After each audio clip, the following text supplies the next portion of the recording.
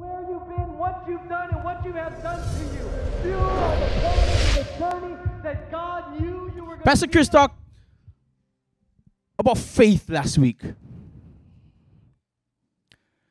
Letting go and allowing God to transform you. Not getting in the way of what He's building. Not going in and saying, God, no, I don't want this yet. No, God, I don't want that. No, allowing God to do His work. And as I continue this series of Mission Impossible, I think of the movie. As soon as you hear the title, you think of the movie, Mission Impossible. I don't know if you guys saw it, but one quote that always comes to my mind, it says, "Good morning, Mr. Hunt. Your mission, should you accept it, is," and it gives him the mission. But normally it's an impossible, nearly impossible mission that he has to do. And this is what this series is about, challenging the impossibles in your life. Knowing that we serve a God who does the impossible things.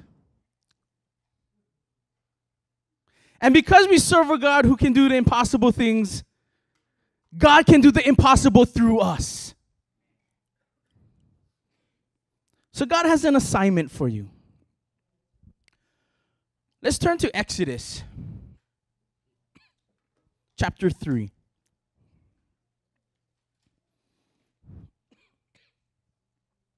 I'm going to read from verse 1 to verse 4. Now Moses was tending the flock of Jethro, his father-in-law, the priest Midian, and he led the flock to the back of the desert and came to Horeb, the mountain of God.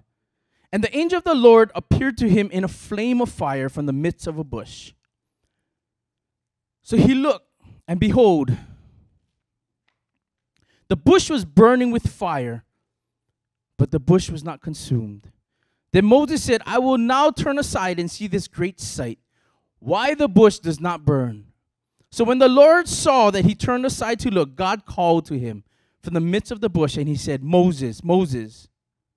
And he said, here I am. Now let's jump to verse 9.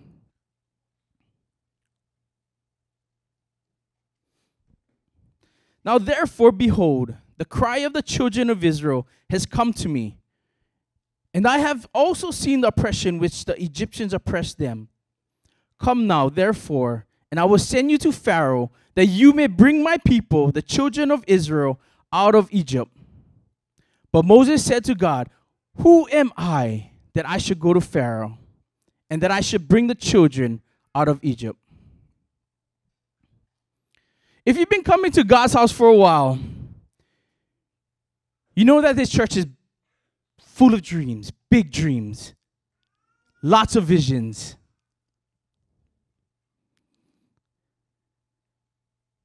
And that's why more than ever, we need your help. We need every one of you to step up. We need people to serve, to do something that God is calling them to do. Whether it's missions, you saw Leigh and Dallas come up here. Whether it's ushering, worship, God's kids, or even helping set up teardown. We need you. God has big plans for God's house, and He's calling everyone. But are we ready? We want everyone to serve in some way. See, this might not sound nice, but we live in a time where serving God is just coming to church. We feel like we just come to church, that's enough.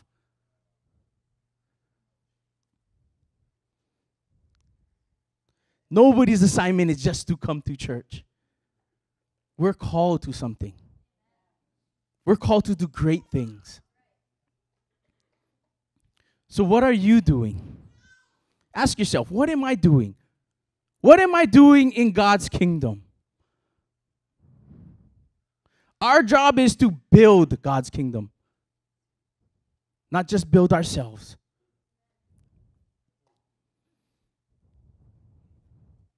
What is God calling you to do?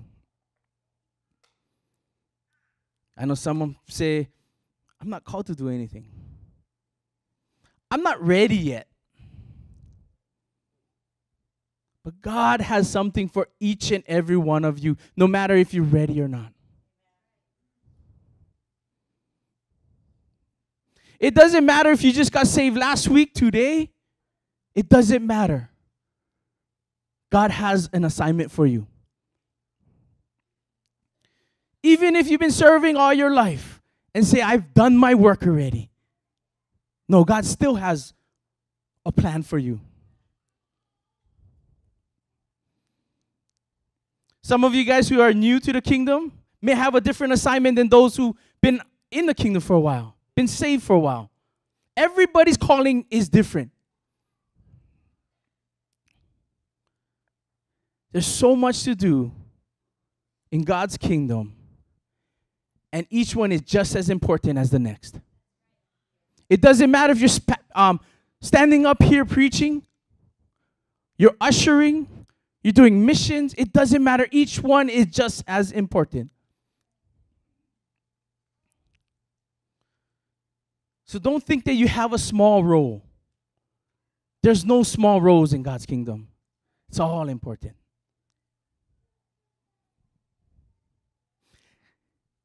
God is not looking for the most qualified. He's looking for the ones that are willing. God is not looking for the most qualified. He's looking for the most willing. Willing to lean on Him. God, I can't do this yet. I'm willing to do it. I know I can't do it, but I'm willing to do it. Dart and Tasha never did youth before, yet they're willing to do it. We all have a call in our life. It doesn't matter if you're qualified to do it or not, because God is our God who does the impossible.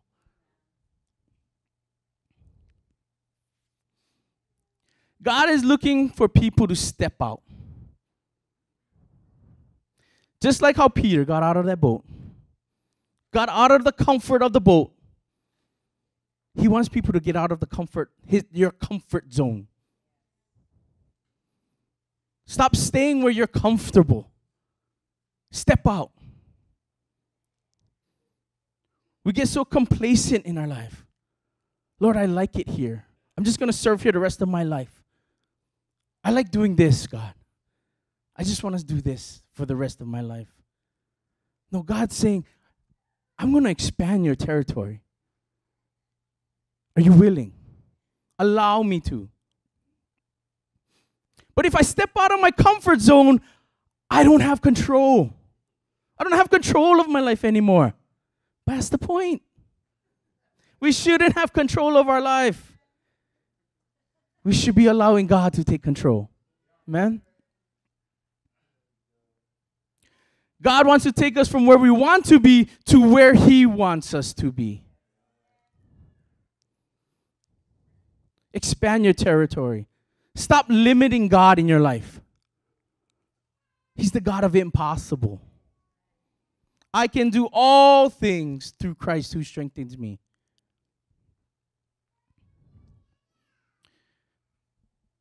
He wants to break you out of your comfort zone, your little circle, so you lean on Him.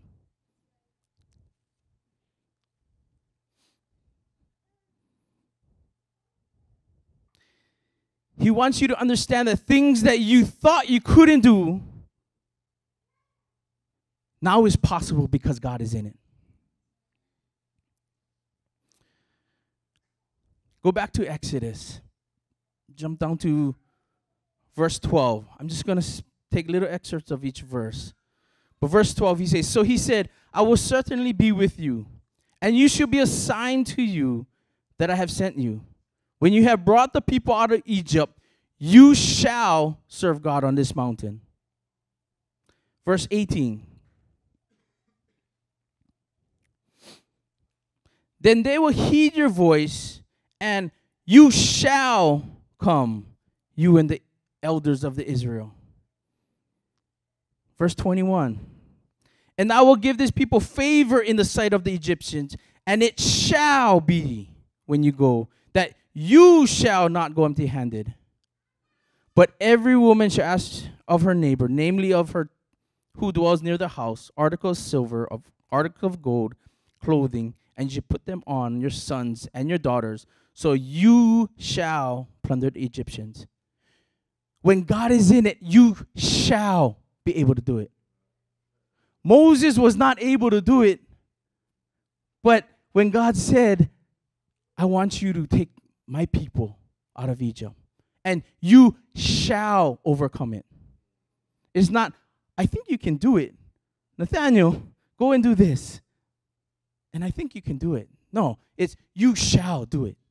If God is in it, you shall overcome it. Moses was a stutterer. He couldn't speak too well, but God chose him. He wasn't the perfect person, but he was willing. Going back, he says, God called Moses, Moses. And what did he say? Here I am. Here I am, Lord.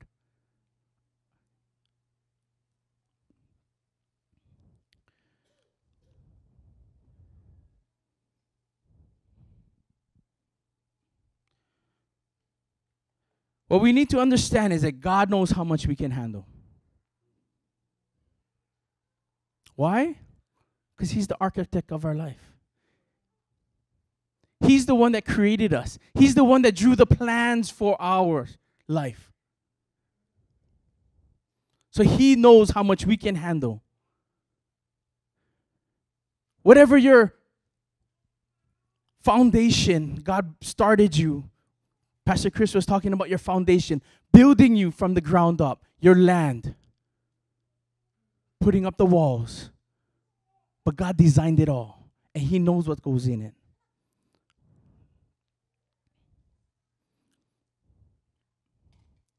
Exodus 11, verse 11 to 17.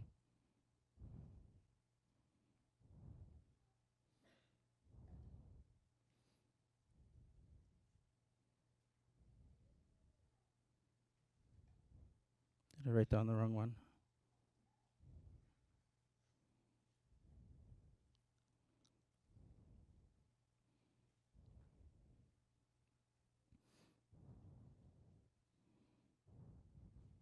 Sorry, I wrote down the wrong verse.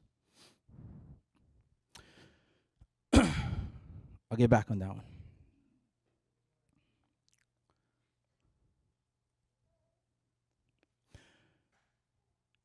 He knows what you can handle. He's already planned out your life before you were even born. He drew out those plans before you were even conceived, even thought about being born. You guys watch those HGTVs? I like those HGTVs. We're supposed to be building our house about 5 years ago. Still in the process, but we'll build it one of these days. But we watch this HGTV, and there are different shows on it.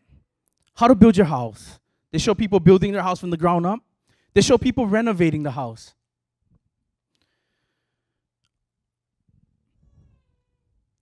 Then there's ones that they take the older house, remodel them.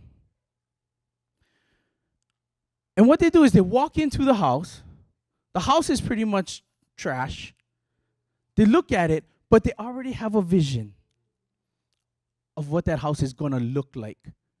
Not what it is, what it's going to look like. And God is ready to tear down some walls in your life. You may be sitting here for probably the 3 years since God's house was. God is ready to break down some walls and rise you up, to change you.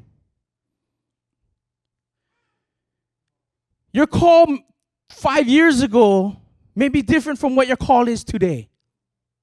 10 years ago, Tammy and I was called to be youth pastors.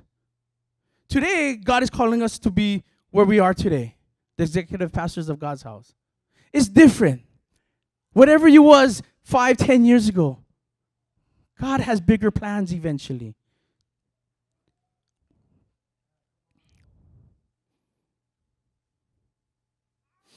But when they walk into those houses and they vision it, a lot of the kitchens are closed off.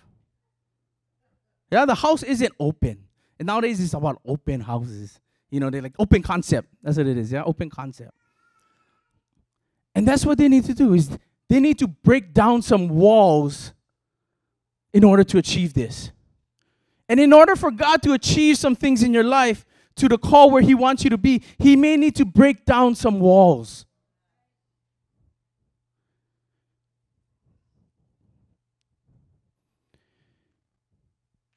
But then there's some walls that you can't touch. Because if you break them down, they're going to come down because it's load-bearing walls. But what do? They put in a support system, a support beam and a support pillar, and they still get the open concept. God is going to break down some walls. Even though you think you cannot break down this wall of mine, He's going to put some support in your life. So He's able to do it.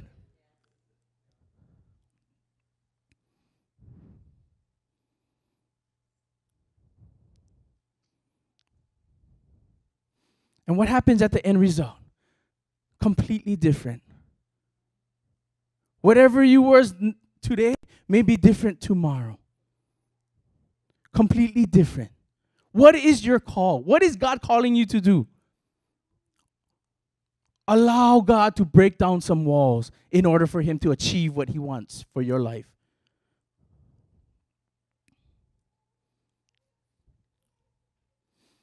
God wants to take what you think is impossible and show you that it is possible.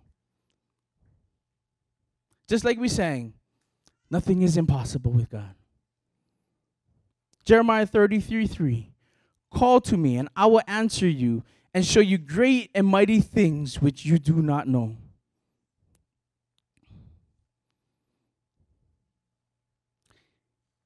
He can use you in ways that you never could have imagined. But you have to have that faith, like Pastor Chris was saying. Even though you can't see it, you have to have faith that the end game, God has that perfect plan for you. Allowing God to have that control, releasing that control of your life and saying, God, here I am. Use me wherever you want me to be. And that's scary. That's a scary thing. God, here I am. Wherever you want me. Because where is God going to put you? We need to be ready. Wherever He puts us. And don't dream small.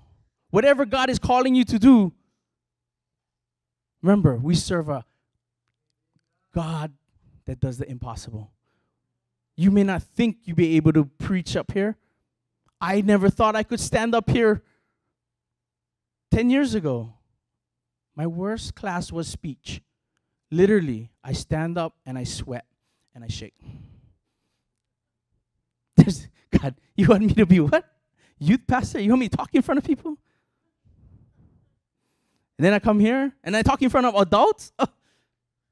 Youth is one thing. Then you come to adults. But God can do the impossible.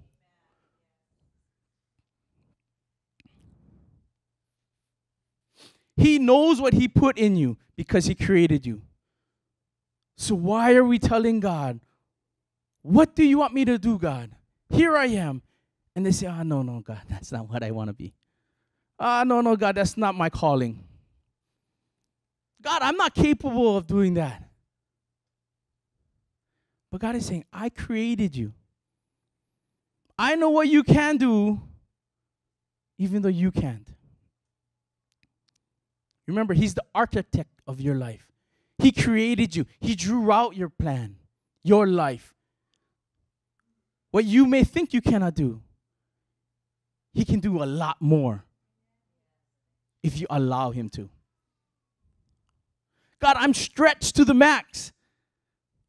But wait, if you allow him to, he'll make that time.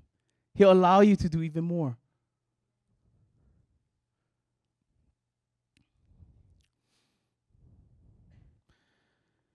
I like how God sent Jesus to be born into a family where his earthly father was a carpenter. So Jesus' trade was a carpenter until he started his ministry. And when he left his father to start his ministry, he still was a carpenter. But he didn't use wood.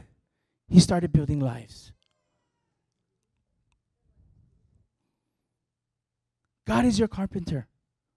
Jesus is your carpenter, building your life.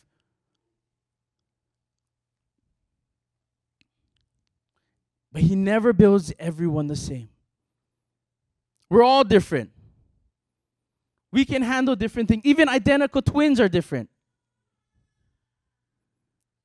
What God is calling you to do may be different from what God is calling you to do. What you can handle, she can't handle. But what you can handle, you can handle. We're all different. We all have a different calling.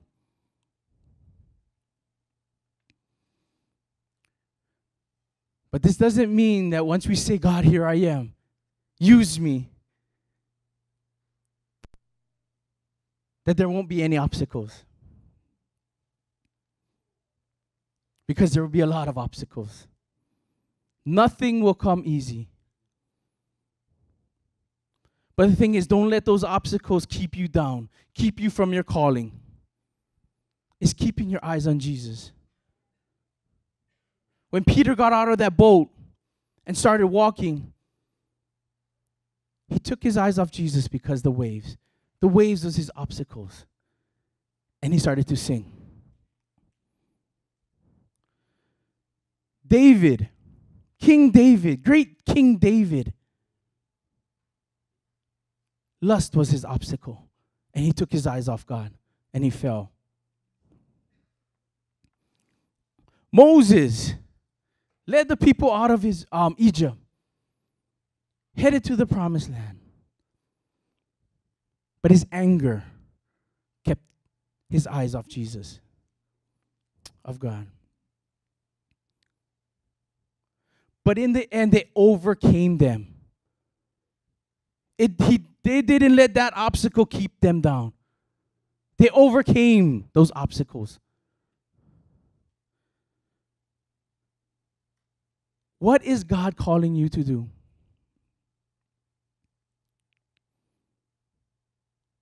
Some of you guys here already know God is speaking to you, but you're not willing to step up. Some of you guys may be new and say, I don't know what my... So start asking. God, where do you want me to be? I'll serve wherever it is. Whether it's cleaning toilets or even coming early to set up. I'll do it. I'm willing. Because whatever he puts you in today, he's grooming you for your future. For bigger, for better, for greater things that you can do for his kingdom. But you have to start someplace. Amen? Accept the challenge that God has in your life. And remember, nothing is impossible with God. Amen? Let's all stand. Where you've been, what you've done, and what you have done to you.